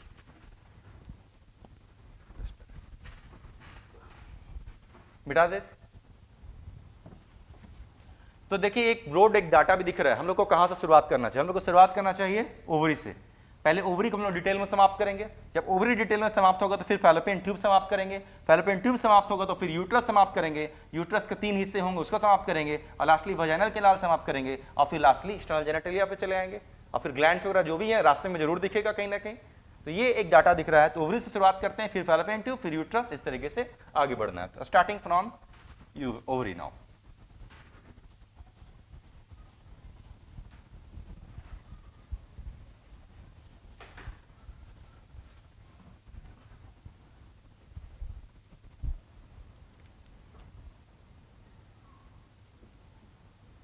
थोड़ा सा बड़ा है मेरे ख्याल से, हम लोग चाहेंगे तो यहाँ पर काफ़ी एडवांस पढ़ लेंगे तो आगे जाकर प्रॉब्लम्स नहीं होगी। इसी चैप्टर में प्रॉब्लम्स आ सकते हैं, लेकिन इसको डिटेल में पढ़ेंगे तो प्रॉब्लम्स आपको नहीं आएंगे। शुरुआत करते हैं फिर से ओवरी का। तो पहला ओवरी का स्ट्रक्चर पूछेगा। सपोज कीजिए एक स्ट्रक्चर हमने बनाया है ना, फिर से थोड़ा सा हल्का डिटेल में भी कर लेते हैं हम लोग। इस तरीके से हम लोग ने फैलोपियन ट्यूब वगैरह बनाया ही था अभी, है ना, और इसी स्ट्रक्चर को हम लोग पढ़ रहे थे। इस स्ट्रक्चर को हम लोग क्या कह रहे हैं? ओवरी कह रहे हैं। तो ओवरी का शेप मेरे ख्याल से कॉमन सेंस है, ओवल शेप दिखता है ना। ओवरी का शेप जो एनसीईआरटी की लाइन से उससे लिखने से हम लोग को बचना चाहिए। तो ओवरी का शेप पूछेगा तो शेप कैसा दिख रहा है? ओवल शेप दिख रहा है। इसकी लंबाई, तो एनसीईआरटी में इसकी लंबाई भी लिखा हुआ, लंबाई कितनी लिखी है? 2 से 4 सेंटीमीटर। तो इस ओवरी की लंबाई है 2 से 4 सेंटीमीटर, और ये ओवल शेप दिखता है, एकदम कॉमन सेंस है। इसकी संख्या पूछेगा तो संख्या भी हम लोग जानते हैं 2 है, एक इधर की तरफ होगा एक इधर की तरफ होगा, तो एक पेयर्ड स्ट्रक्चर है। लेकिन अब इसको डिटेल में चलना है। तो अब क्या करते हैं हम लोग? इस ओवरी को क्या करते हैं? बड़े साइज के बनाते हैं, जिससे ये समझने में मदद मिले कि इस ओवरी के अंदर और क्या क्या है या किस तरीके से इसकी फर्दर प्रोसेसिंग होती है। इसी ओवरी को हम लोग बड़े साइज का बना रहे थे। 2 से 4 सेंटीमीटर लेंथ, पेयर्ड स्ट्रक्चर है, ओवल शेप्ड है।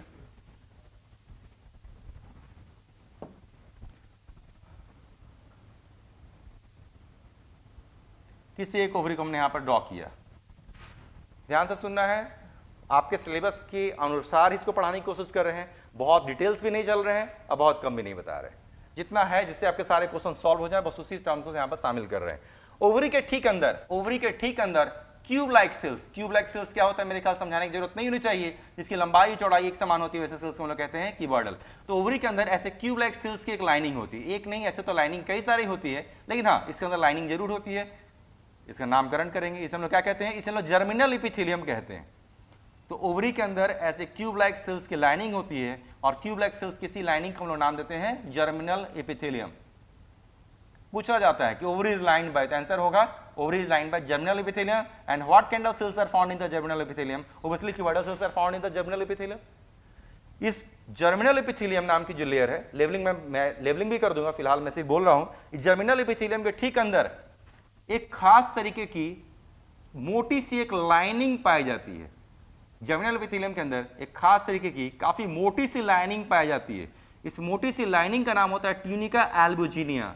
अगर आप ध्यान से याद करें तो ट्यूनिका एल्बुजिनिया शब्द मेल के टेस्टिस के अंदर भी मौजूद था, और इसी मेल के टेस्टिस के अंदर मौजूद ट्यूनिका एल्बुजिनिया जो कि मिडिल लेयर था, उसने क्या किया था, टेस्टिस के अंदर कुछ सेप्टा बना डाले थे जिसका नाम था टेस्टिकुलर सेप्टा। उसी सेप्टा की वजह से उसके अंदर कंपार्टमेंट्स बन गए थे, नाम पड़ा था टेस्टिकुलर लोब्यूल्स। तो क्वेश्चन पूछा जाता है एक ऐसे कॉमन नाम को आप बताइए जो कि टेस्टिस के अंदर भी मौजूद है और ओवरी के अंदर भी मौजूद है, इसका नाम क्या है, ट्यूनिका एल्बुजिनिया।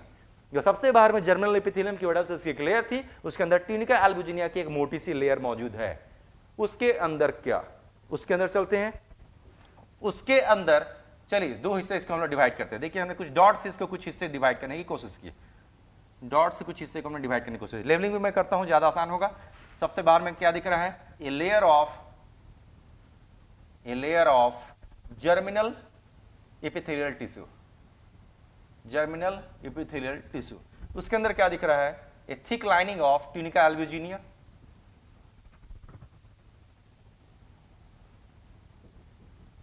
ट्यूनिका मतलब क्या होता है, ट्यूनिका मतलब होता है लेयर।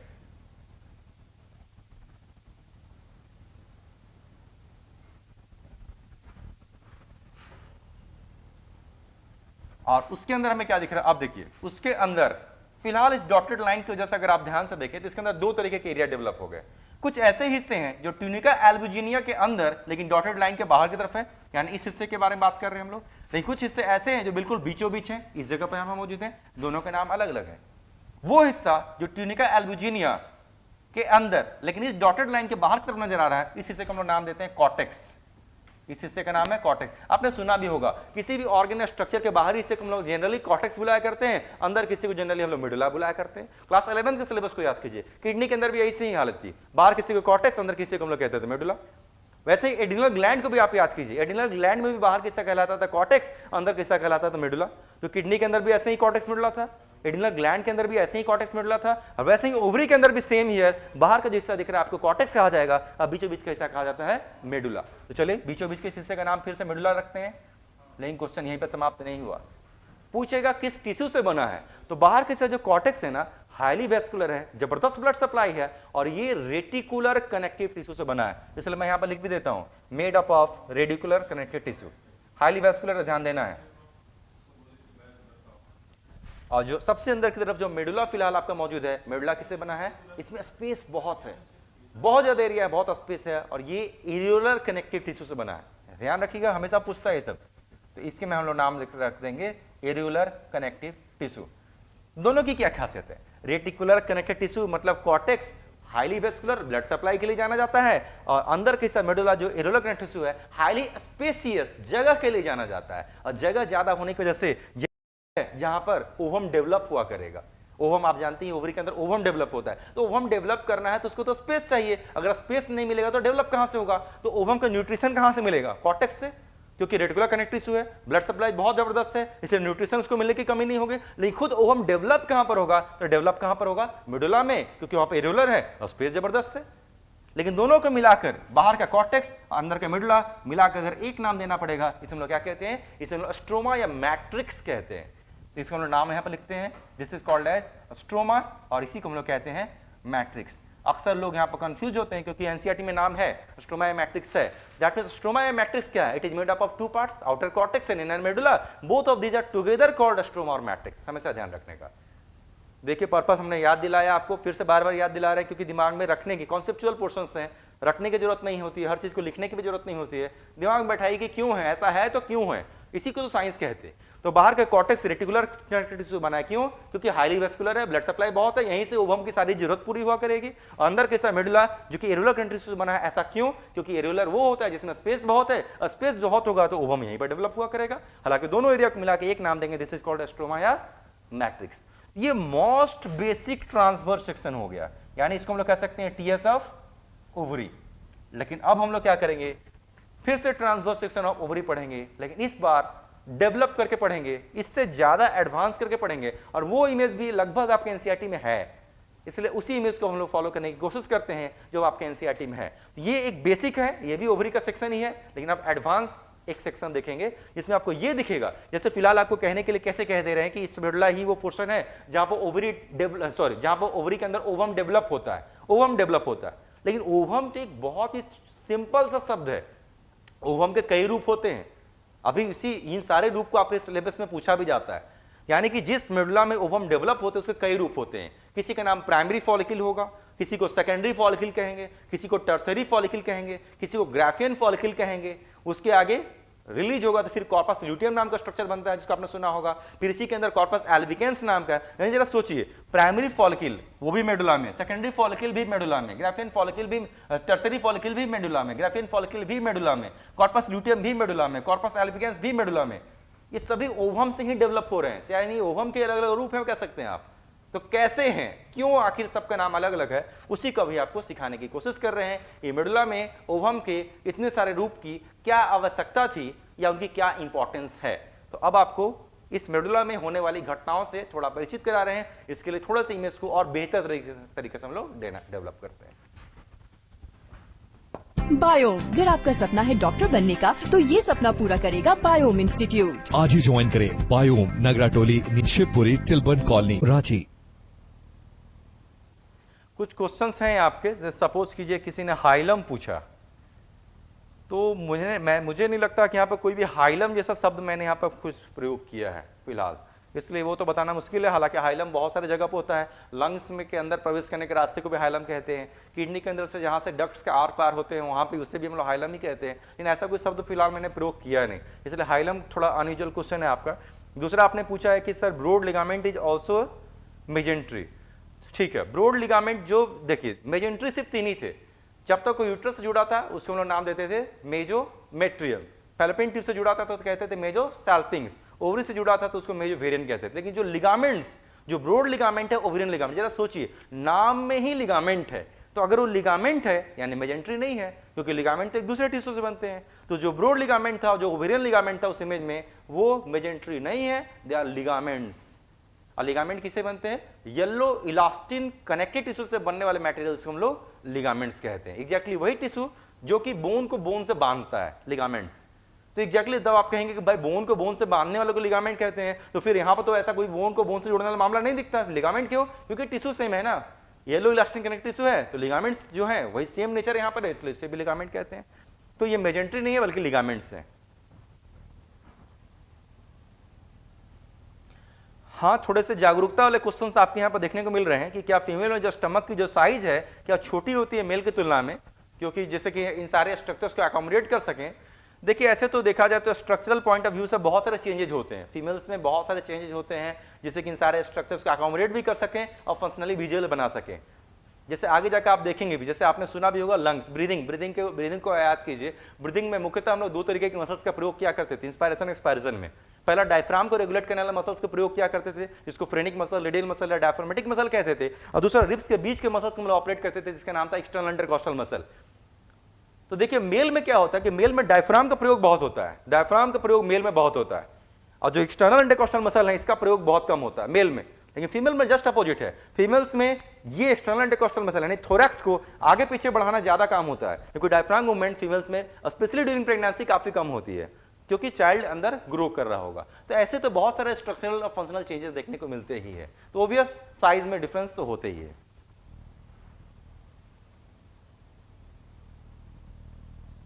हाँ, एक क्वेश्चन है, cortex is only for nourishment. हालांकि हाईली वस्कुलर है और आपको ही पता है अगर हाईली वस्कुलर ब्लड सप्लाई है तो सिर्फ नरिशमेंट लाने का ही काम नहीं है, जो वेस्ट प्रोडक्ट है उसको ले जाने का भी काम होता होगा। लेकिन हाँ, ब्रॉड टर्म पर अगर आप कहा जाए तो कॉर्टेक्स क्योंकि रेटिकुलर कनेक्टिव टिश्यू से बना है, यानी ब्लड सप्लाई बहुत है, यानी कि जो भी रिक्वायरमेंट ओवरी के अंदर पड़ रही होगी उसको लाना और ले जाने की जिम्मेदारी उसी हिस्से की मुख्यतः पड़ने वाली, इसलिए सही है, नरिशमेंट जिम्मेदारी उसकी पड़ती है।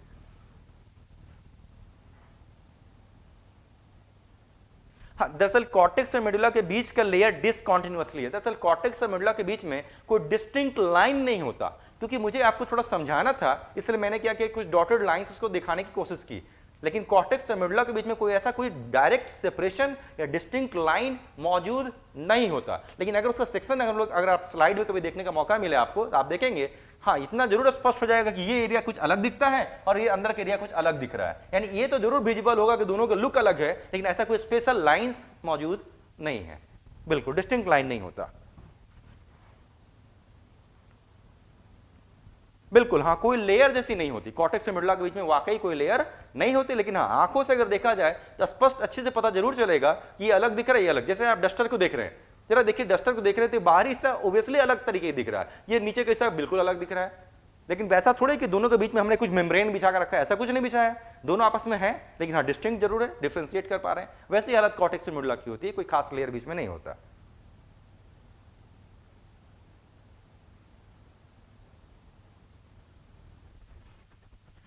आपका क्वेश्चन है, junction of ovary and fallopian tube के पास हाइलम पाया जाता है क्या सर? वो हाइलम नहीं, उस ओपनिंग का नाम ऑस्टिया होता है। अगर आप फैलोपियन ट्यूब का स्ट्रक्चर अभी आपको पढ़ाएंगे तब आप देखेंगे कि फैलोपियन ट्यूब में एक ओपनिंग होगी, जिस ओपनिंग से ओवम को सक किया जाएगा, ओवम को अंदर बुलाया जाएगा।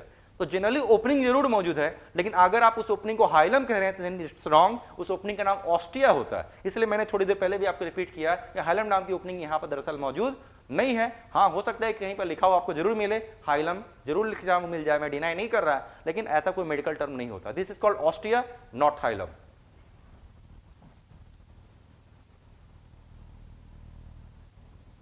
Okay, let's now move ahead. अब इसके आगे हम लोग चलते हैं। अभी जस्ट हमने आपको कहा कि जो ओवरी का जो सेक्शन अभी तक देख रहे थे, बहुत ही बेसिक सेक्शन देख रहे थे। और आप एनसीईआरटी में एक इमेज अगर आप देख रहे होंगे तो आपको लिखा होगा ट्रांसवर्स सेक्शन ऑफ ओवरी। आप उस इमेज पर नजर रखिए और सेम इमेज को यहाँ पर काफी अच्छे तरीके से मैं यहाँ पर ड्रॉ करने की कोशिश करता हूँ, लेकिन इसमें कई नाम आएंगे, स्पेशल टर्म्स आएंगे जो एनसीईआरटी के क्वेश्चन के अनुरूप तो है, लेकिन वहां लिखा हुआ नहीं मिलेगा, इस पर ध्यान से देखें आप इसे। तो फिर से ट्रांसवर्स सेक्शन ऑफ ओवरी हम लोग देख रहे हैं।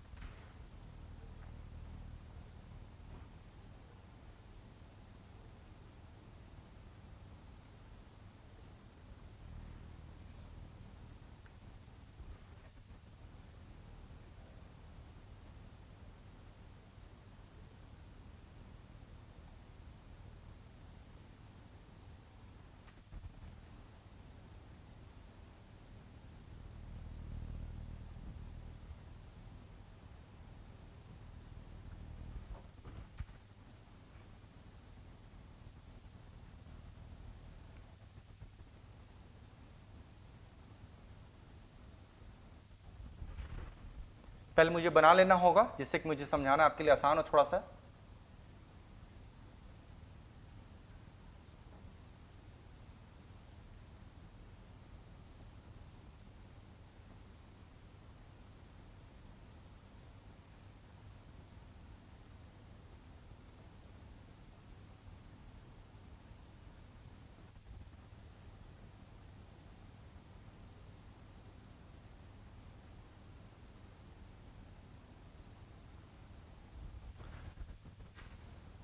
चलिए नामकरण पर आते हैं सीधे।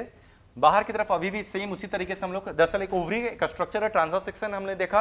और किसी भी स्ट्रक्चर के अंदर हमें क्या देखते हैं, कुछ ब्लड वेसल्स जाते हैं, कुछ ब्लड वेसल्स निकलते हैं, क्योंकि ओवरी के अंदर जा रहा है इसलिए इसका नाम क्या रखेंगे, ओवेरियन आर्टरी, यहाँ साफ नजर आता है। और कुछ वेन्स निकलते होंगे इसलिए उसका नाम रखेंगे ओवेरियन वेन। तो ओवेरियन आर्टरी, ओवेरियन वेन्स हमें दिख रहे हैं यहाँ पर।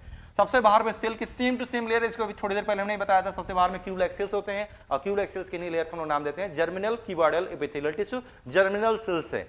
हमेशा ध्यान रखिएगा, फीमेल्स में जो जर्मिनल सेल्स होते हैं, इसकी संख्या एक बार अगर एक फीमेल बच्ची की एक बार जन्म हो गई तो लाइफ में कभी भी बढ़ती नहीं है, इसमें सिर्फ कमी ही होनी है, कभी भी नहीं बढ़ता। क्योंकि एक बार जन्म हो जाए इसमें कभी कोई डिवीजन होते हुए, माइटोसिस होते हुए नजर नहीं आता। तो इसकी संख्या क्या होती है, कांस्टेंट। और इसकी संख्या कितनी होती है, इन मिलियंस, मिलियंस में इसकी संख्या होती है। तो फीमेल में ऐसे जो सेल्स आपको दिख रहे हैं ये मिलियंस में है, और यही मिलियन ऑफ सेल्स को एक दूसरा नाम भी दे सकते हैं। हालांकि एनसीईआरटी में इसका नाम रखा हुआ है गैमेट मदर सेल या ऊगोनिया, है ना। एनसीईआरटी में इसको हम लोग गैमीट मदर सेल या ऊगोनिया भी कह सकते हैं। लेकिन जो गैमीट मदर सेल या ऊगोनिया होते हैं, क्या करते हैं, गुच्छे बनाकर रखते हैं। अगर आप ध्यान से देखें तो कुछ गुच्छे आपको ट्यूब के समान नजर आ रहे हैं और कुछ गुच्छे आपको गोल से गेंद के समान नजर आते हैं। दोनों के नाम अलग अलग हैं, यानी इसका तकनीकी शब्द है गैमीट मदर सेल या ऊगोनिया।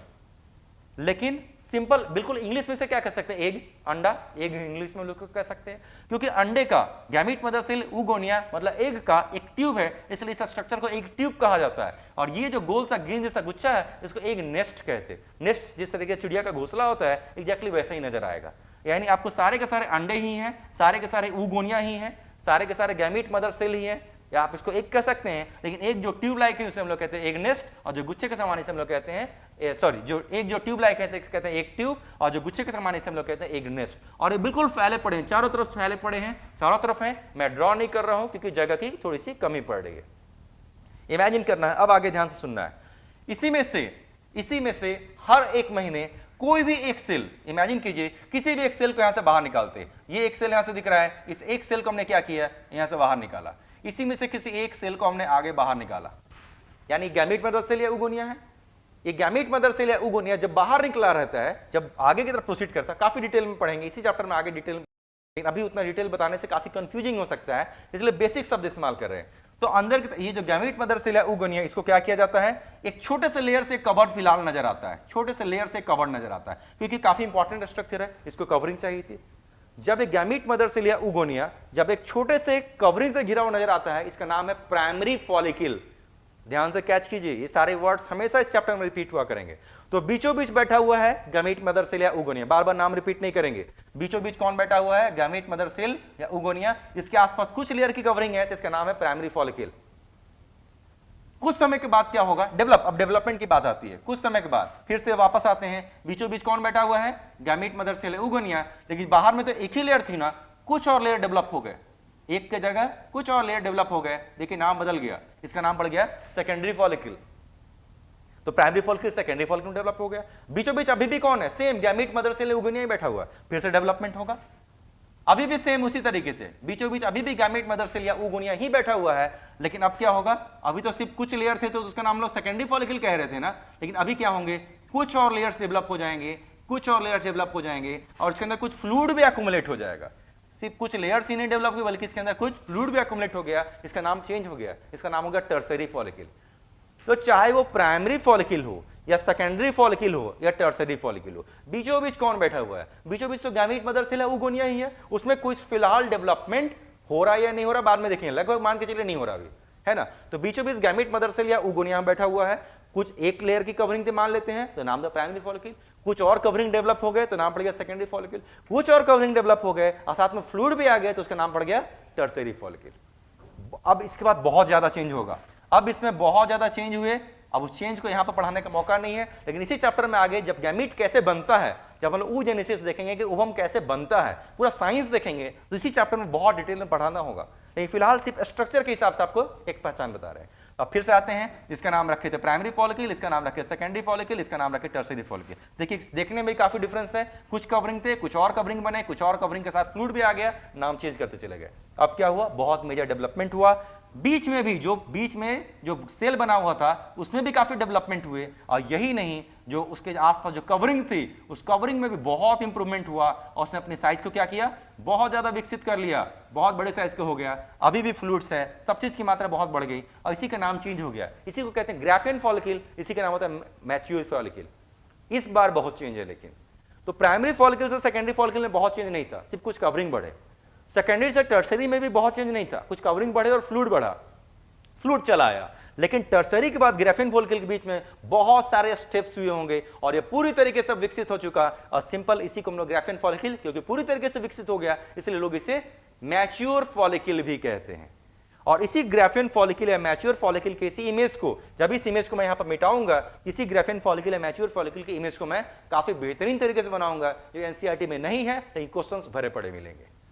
तो ध्यान रखिए, इस ग्राफियन फॉलिकल की इमेज को कुछ देर बाद बनाएंगे।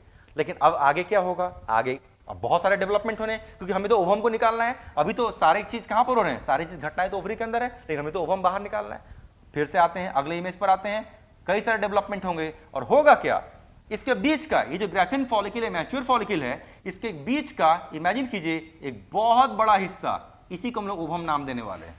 इसी ग्राफियन फॉलिकल है, मैच्योर फॉलिकल के अंदर बीच का बहुत बड़ा हिस्सा, जिसको हम लोग ओवम नाम दिया करेंगे, ये बाहर निकल जाएगा, और जो बाकी जो स्ट्रक्चर्स हैं अंदर ही बचे रह जाएंगे। इमेजिन कीजिए अगर ये घटना घट गई होगी तो इमेज कैसा बनेगा, ध्यान दीजिएगा, बाकी सारे स्ट्रक्चर्स अभी भी अंदर ही रह जाएंगे। तो चलिए बाकी सारे स्ट्रक्चर्स को भी अंदर रखते हैं, बाकी सारे स्ट्रक्चर्स को हम लोग अंदर ही इस तरीके से छोड़ देते हैं, बाकी सारे स्ट्रक्चर्स को अंदर ही छोड़ देते हैं। और बीच का जो कंप्लीट हिस्सा है, इमेजिन कीजिए पूरा टूटा होगा, और टूट करके बीच का पूरा हिस्सा यहां से बाहर निकलेगा, यहां से इस पूरे हिस्से को तोड़ते हुए यहां से बाहर निकलेगा, और जो बीच का हिस्सा है वो फिलहाल ऐसा दिखेगा। और इसी घटना को हम लोग क्या नाम देते हैं, इसी घटना को हम लोग नाम देते हैं ओवुलेशन। यानी ओवम बाहर निकल गया, and this event is called ovulation. और जो बचा खुचा स्ट्रक्चर रह गया येलो कलर का, पीले रंग का दिखने लगेगा, इसका नाम रखेंगे कॉर्पस ल्यूटियम। और यही कॉर्पस ल्यूटियम और छोटा हो जाएगा क्योंकि अभी सिकुड़ रहा होगा, सूख रहा होगा, अब बिल्कुल व्हाइट कलर का एक छोटा सा हिस्सा बनकर रह जाएगा, इसका नाम चेंज हो जाएगा कॉर्पस एल्बिकेंस। आपने इन सारे के नाम कहां पर सुनकर रखे होंगे? जब आप इंडोक्राइन सिस्टम हार्मोन्स पढ़ते होंगे, जहां पे एस्ट्रोजन, प्रोजेस्टेरोन जैसे हार्मोन्स आप पढ़ते होंगे, तब आपको ये सारे नाम सुनने को मिले होंगे। आपके दिमाग में क्वेरी आ भी रही होगी, हालांकि चैप्टर में बहुत डिटेल में पढ़ना भी है, लेकिन मुझे यहां पर एक बार थोड़ा सा रिपीट कर देना होगा, ये सारी घटनाएं किसके प्रभाव में चल रही हैं? ये सारी घटनाएं एंटीरियर पिट्यूटरी के दो हार्मोन्स के प्रभाव में चल रही है, उसका नाम है एफएसएच और एलएच। एफएसएच नाम क्या है? एफएसएच का पूरा नाम होता है फॉलिक्यूल स्टिमुलेटिंग हार्मोन। फॉलिक्यूल को क्या करता है? वो स्टिमुलेट करता है, और स्टिमुलेट करना मतलब बढ़ाता है, जिससे वो बढ़े। तो जो प्राइमरी फॉलिक्यूल था, इसके बाद कुछ लेयर की डेवलपमेंट हो गई और सेकेंडरी फॉलिक्यूल में डेवलप हो गया, बन गया। किसने किया? एफएसएच ने उसको स्टिमुलेट किया, जिससे प्राइमरी सेकेंडरी में डेवलप हो गया। सेकेंडरी के ऊपर भी एफएसएच ने काम किया और डेवलप हो गया, तो बन गया टर्सरी फॉलिक्यूल। टर्सरी के ऊपर भी एफएसएच ने काम किया और डेवलप हो गया, तो किसने बन गया? Graphene follicle. ये सारी घटनाओं को कौन अंजाम दे रहा था? तो प्राइमरी से लेकर ग्राफिन फॉलिक्यूल तक बनाने की इस पूरी घटना का अंजाम दे रहा था एफएसएच। नाम ही है फॉलिक्यूल स्टिमुलेटिंग हार्मोन। तो क्या एलएच नाम को जो हार्मोन आपने पढ़ा होगा क्लास 11 के आखिरी चैप्टर में, क्या वो काम नहीं कर रहा है? बिल्कुल कर रहा है। एलएच का काम तो एफएसएच से भी कहीं ज्यादा है। एफएसएच तो सिर्फ प्राइमरी फॉलिक्यूल को बढ़ा के सेकेंडरी, फिर टर्सरी, फिर ग्राफिन फॉलिक्यूल में ही कन्वर्ट किया, लेकिन एलएच तो सबसे ज्यादा काम कर रहा है। एलएच ही तो वो हार्मोन है जो कि बढ़ते हुए फॉलिक्यूल के अंदर एस्ट्रोजन बनवा रहा था और एस्ट्रोजन निकलवा रहा था। एलएच ही तो वो हार्मोन है जो कि ओवम को बाहर निकलवाया, जिस घटना को कहते हैं ओवुलेशन। एलएच ही तो वो हार्मोन है जिसने इसको येलो कलर के कॉर्पस ल्यूटियम में कन्वर्ट किया। एलएच ही तो वो हार्मोन है जो कि फॉलिक्यूल के अंदर से एस्ट्रोजन बनवा के निकलवाता था और कॉर्पस ल्यूटियम के अंदर से प्रोजेस्टेरोन नाम का हार्मोन बनवा के निकलवाएगा।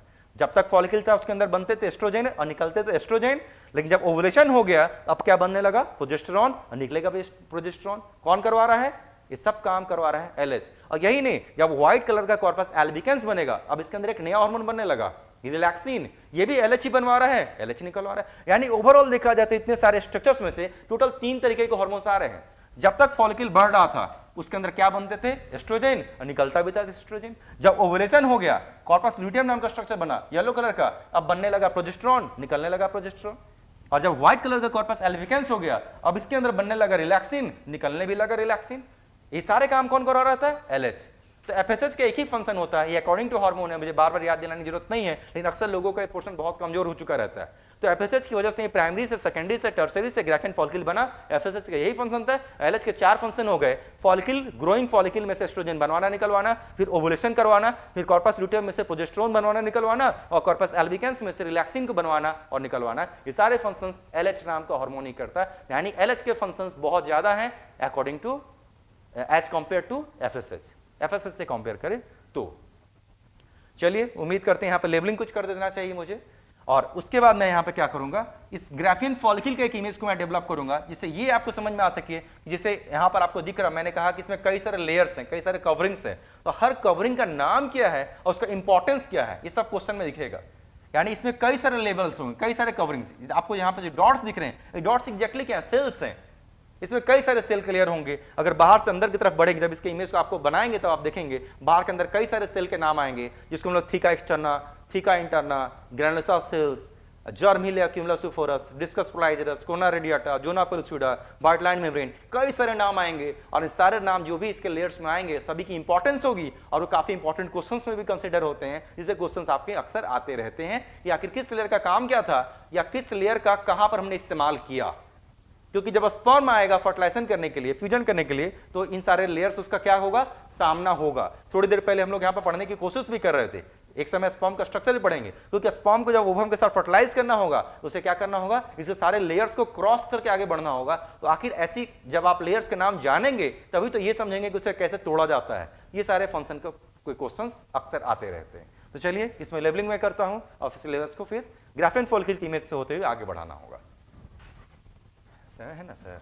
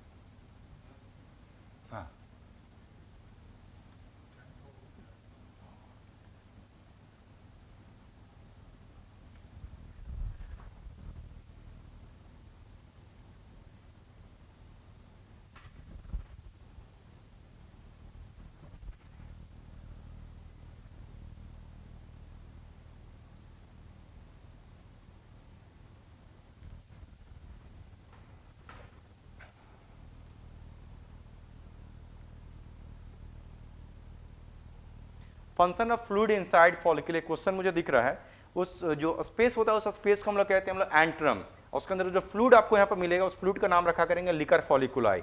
ये लिकर फॉलिकुलाई एग्जैक्टली है क्या, तो हार्मोन्स ही है।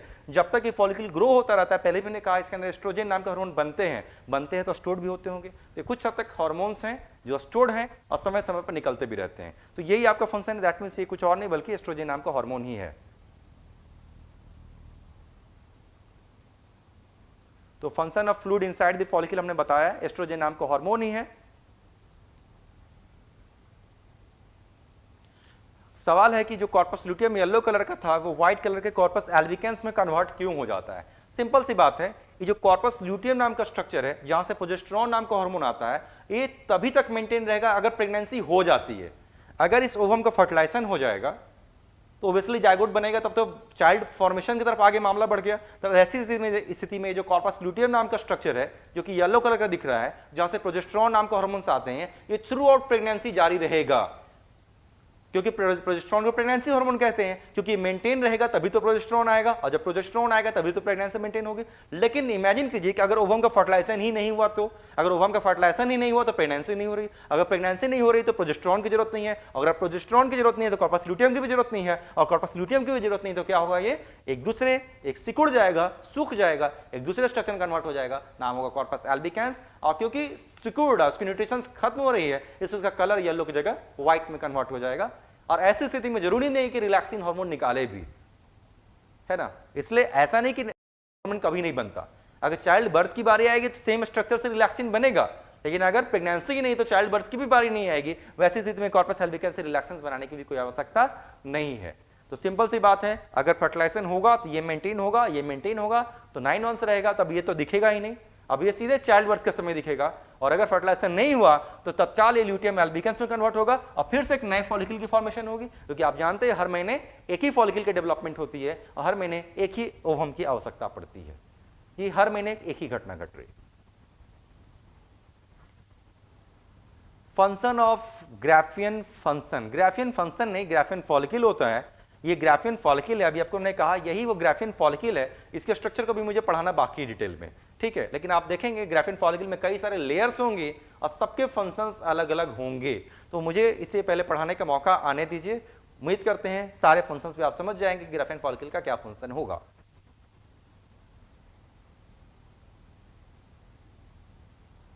अब क्वेश्चन है कि FSH और LH कहां से सिक्रीट होते हैं, तो क्लास 11th के एंडोक्राइन सिस्टम से आपने पढ़ा होगा।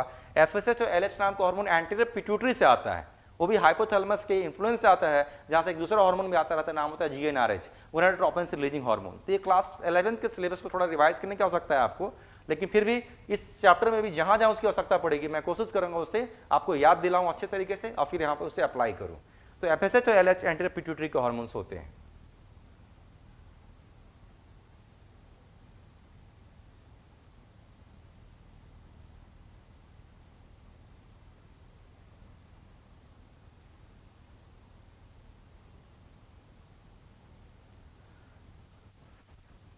Okay, thank you. आज का क्लास हम लोग यहीं पे ओवर करते हैं। कल के क्लास की शुरुआत हम लोग स्ट्रक्चर ऑफ ग्राफियन फॉलिकल से करेंगे, जिसमें सारे लेयर्स भी हमें नजर आएंगे, उसके फंक्शंस को भी मैं आपको रिपीट करूंगा, तब आपको ये एग्जैक्टली समझ में आएगा कि what is Graafian follicle and what is ovulation, और कौन से हार्मोन्स कहां से आते हैं, किस तरीके से आते हैं। क्लास 11th के टॉपिक से भी जुड़ा हुआ मामला है और इस चैप्टर से भी जुड़ा हुआ मामला है। So thank you all.